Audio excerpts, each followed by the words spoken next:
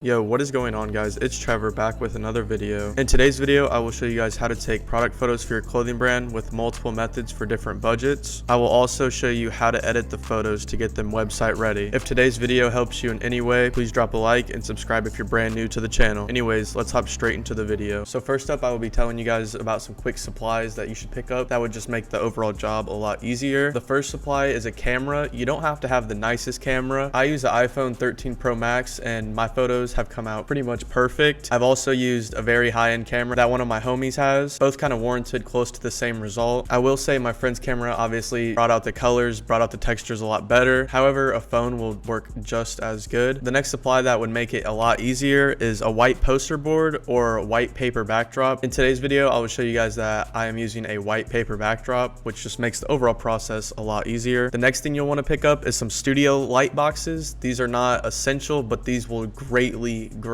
help your photos and make them look a million times better. I highly recommend you pick up some at least cheap studio lights or some sort of white light. The next thing you're going to need is an editing app. I use Photoshop for all my pictures and any of my designs. However, if you're on a phone, I'm sure there's programs that would do essentially the same thing. I give you guys a little demo at the end of the video on how to edit the photos, and you can just kind of follow along and interpret as you wish. So for taking product photos, I'd usually just run a 2 photo box light setup with a white backdrop so I can cut it out easily. I will show you guys another method as well later in the video, but pretty much just got this light here, this light here. Both are on, as you can see. You just flick the switch, bink, bada boom, and this just gives even lighting for the t-shirt, which will eventually be touched up in Photoshop. But as you can see, this gets the job done and gives you even lighting, even shadows.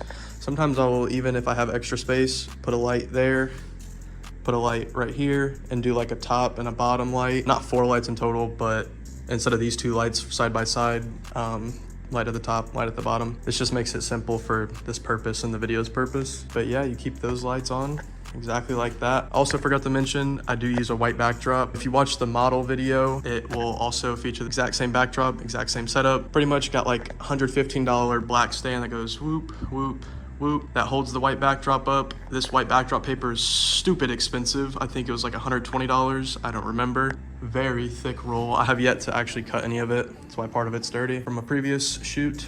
But yeah, pretty much set that up, 2 lights, and then you got your product in the middle. To lay it out, I have some tips. You can fold the sleeves under like that so you can bring them in a little bit more. This is a 2XL shirt, so it's kind of big. Try your best to get all wrinkles out. For the purpose of this video, I didn't really iron the shirt. I should have. Just try to keep everything as symmetrical as possible. See, that looks pretty symmetrical outside of the fraying on the bottom of the shirt, but that's just the shirt's design. Try to keep the shirt as centered and symmetrical as possible. And when you take your photos, go just top down, straight down like that. Try to position your camera in the middle as close as possible. Snap a few photos and go on. Another method I have is if you don't want to pay for, or if you don't have the room for a white backdrop, you can just get yourself some studio lights, super cheap off of Amazon. Turn on another. I have this set up a little differently this time. This time it's top and bottom, like I said before.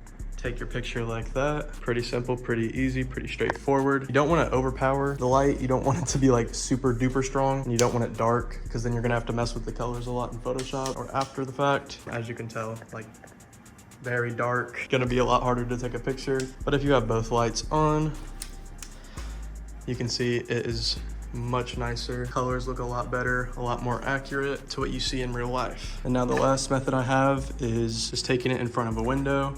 It doesn't produce the best result, but it's definitely better than just throwing it in a dark room and taking a picture with that. One thing you don't want to do though is just throw your garment outside in the sun, because that'll produce very dark and harsh shadows. When it goes through a window, it kind of softens the shadows a little bit, makes it a lot more presentable. Obviously not the best option, but it is definitely a viable option if you are limited on your resources. Quick interruption for all of those still watching. Thank you. And if you are enjoying the video so far, drop a like. I'm currently opening up my commissions to help out aspiring or current clothing brand owners. Oftentimes you can get overwhelmed with how much work it is running a brand and need someone to help you out. I can be there for you. My services include tech pack work, such as creating a whole tech pack for you with custom measurements and more, garment design if you are stuck with exactly what to create, and graphic design, including logos, shirt designs, etc. With over 4 years of experience, I feel confident to satisfy your needs. If you are interested in any of the following, please do not hesitate to message my Instagram at Trevor. My prices may be steep for some, but those willing to invest in their brand and make quality work, do not miss this offer. Thank you so much for continuing to watch my channel, and let's get back into the video. Okay, to start editing your photo, I usually run a Photoshop document with a size of 2000 pixels by 2000 pixels. This is an essential, but I recommend making it a square. So I'm just gonna bring in a screenshot from the video I took and just size it appropriately, try to center it best I can for now. And obviously it looks a little blurry. This is just a screenshot from the video. It wasn't actually a picture taken, so it's not gonna be the best of quality, but for your purpose, your quality will probably look a little bit better. Then you pretty much just wanna cut out the shirt, so I'll speed that process up real quick. Okay, so I know I cut out my shirts kind of differently. I could just use the pen tool like a normal person. Just kind of used to erasing around the shirt, using the pen tool to erase the rest of the background. It's kind of my process, but if you just want, you can just use the pen tool. I'm not the best at using the pen tool. That's the reason I do it the way I do it. But pretty much I'm just going around the shirt right now, outlining it, make sure I don't catch any of the background and I don't catch any of the shirt with the pen tool. So once I have the shirt outlined, you just right click, make selection, feather it, go to this rectangular marquee tool, right click again, layer via cut, go down to this layer that has just the background and click the delete. So now you have pretty much your shirt cut out. It already looks decent, but we can definitely add some more things to make it look even better. So one of the first things you can do, if there's any errors on the t-shirt, you can just go to this tool right here. It's called the clone stamp tool, or you can also use a thing called the spot healing brush. Both pretty much kind of do the exact same thing. With the clone stamp tool, you'll have more control. But for now, I'm just gonna use the spot healing brush. And as you can see, there's like a little weird white line here. I'm not sure what that's from. Definitely wanna keep your hardness not fully up. You want it to kind of blend in with the shirt. Size it roughly appropriately. You just kind of highlight it. Make sure you're on the layer of your t-shirt or whatever your garment is. Highlight it. As you can see, it kind of goes black, let go.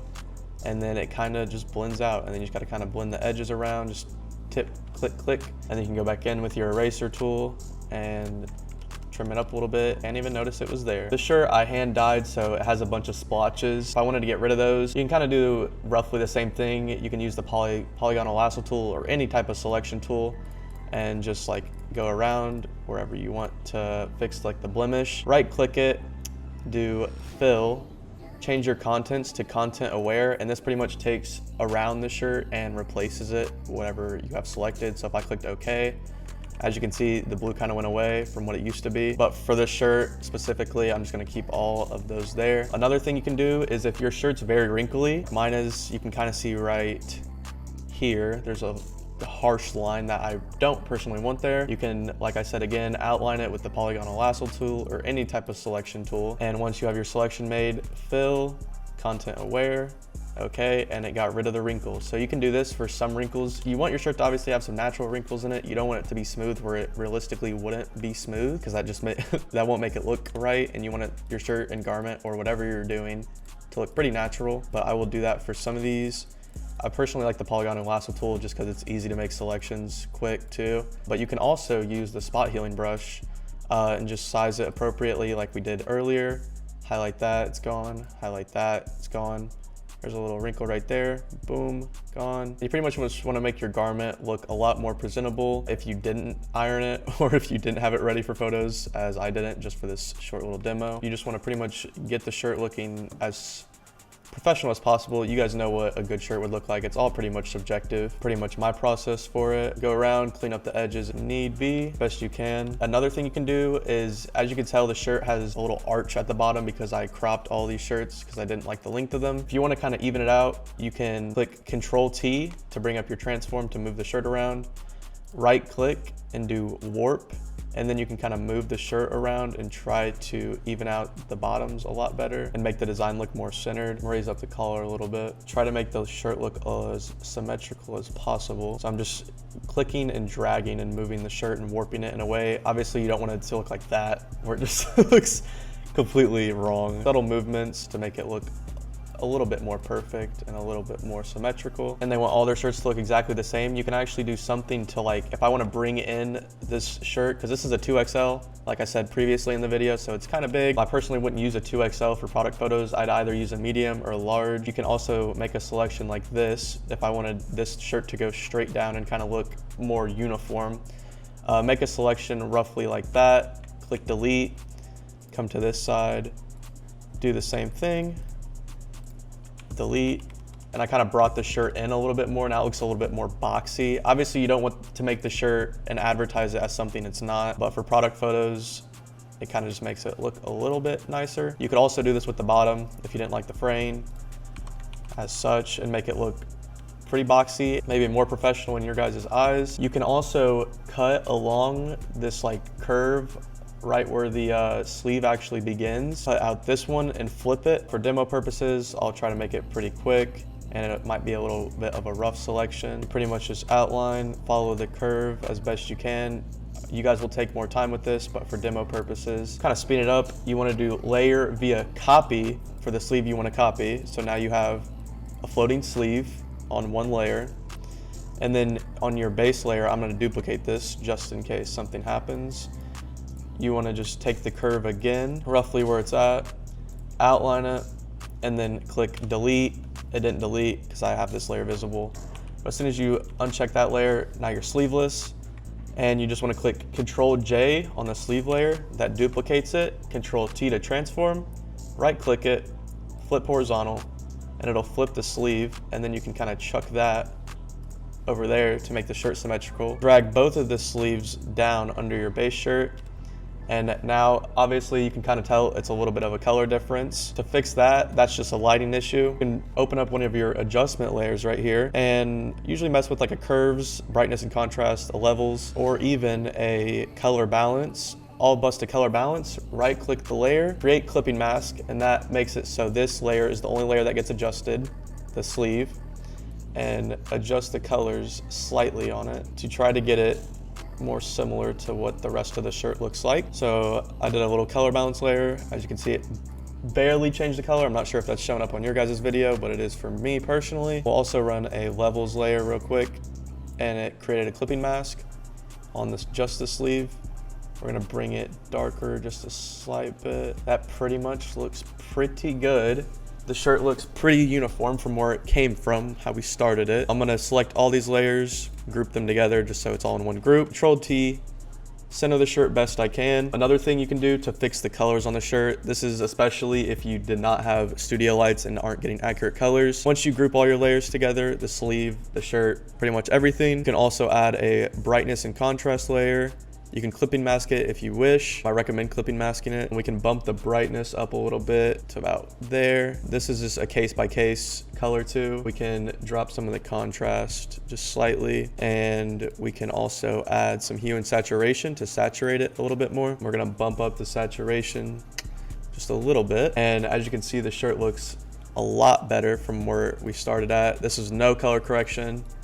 That's with color correction. I'm sure that's a noticeable difference, especially with the brightness and contrast, to make the shirt just pop a lot more for product photos. And from here, you're pretty much done. If you uncheck the white layer, it becomes a PNG. This is usually how most people post their formats and post their pictures. Obviously, you can take more time with it, make it a lot more perfect if you so desire. And there's a wrinkle right here I'm about to clean up, just like that. Use the brush a little bit, spot healing brush as I did earlier. Clean up the edges again. If I want the whites to pop a bit more, I can go to levels and bring in the white just a slight bit. And just like that, you pretty much got yourself a professional looking photo on a budget, pretty much ready for Instagram, ready for your website. If you're exporting for your website, you obviously want it to be a PNG, unless you want a background for your photo for your website. That's just kind of website dependent and however you set up your website. But whenever I usually render, I'll render one with a white backdrop, one with no white backdrop for the website purposes. If you guys have enjoyed this video or have learned anything, be sure to drop a like, subscribe if you're brand new to the channel. I hope this video has helped you. This has been Trevor, and I'm out. Peace.